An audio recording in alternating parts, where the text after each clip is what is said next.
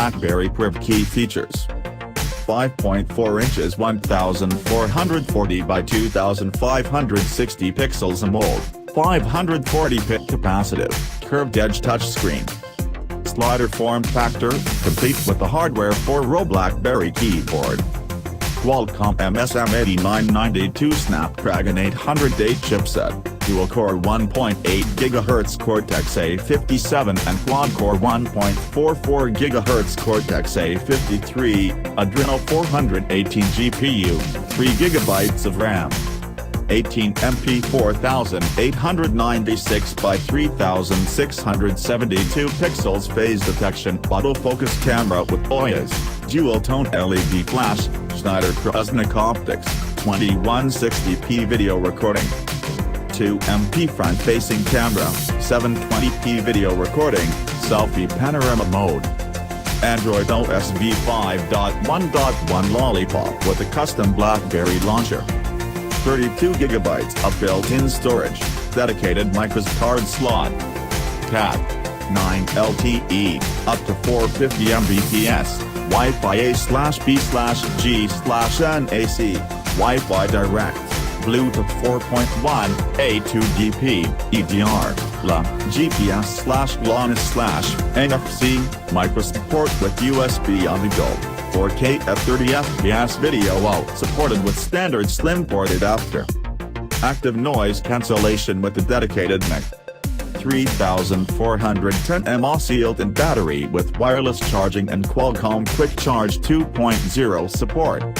Main disadvantages: non-removable battery. No quick charger in the bundle.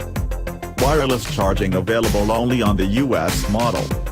Underwhelming front-facing camera. Quite a handful but for a better reason than most. On the outside, the Priv is extremely attractive and instantly credible. Hardly a surprise though, the premium BlackBerries have always hit it. A curved screen QWERTY slider by BlackBerry that runs Android, are we getting this right? We double-checked and the Priv is just as exciting as it is unique. Honestly, it is one of those things many may have fantasized about but nobody actually believed would happen. It's also probably the last chance for BlackBerry to try and turn things around.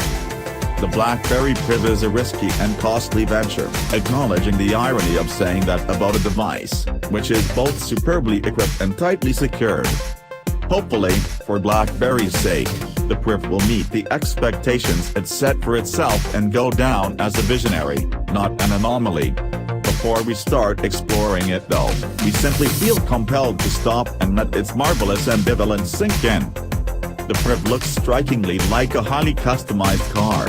It is almost as if BlackBerry walked into the dealership and ticked every possible box, even some that are barely compatible, and then went on to request a completely different engine.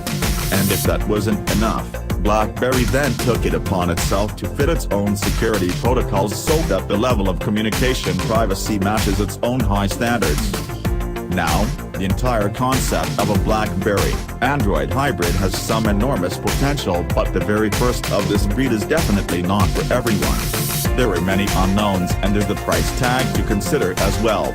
To continue with the car analogy, the top specs, the level of security and the BlackBerry badge on the hood all add up to an eye-watering price tag of about €780, perhaps a bit less in the US. That's what Apple's charging on the iPhone 6s, which we don't say it's fair, but last time we checked BlackBerry and Cupertino weren't exactly neck-to-neck in the ratings. There's nothing wrong with exclusivity and fewer devices can do better at that than the Priv, but we can understand every bit of skepticism as to how well this will work out in BlackBerry's current situation. It's exactly the less than the stellar state of affairs though that makes one appreciate BlackBerry's courage.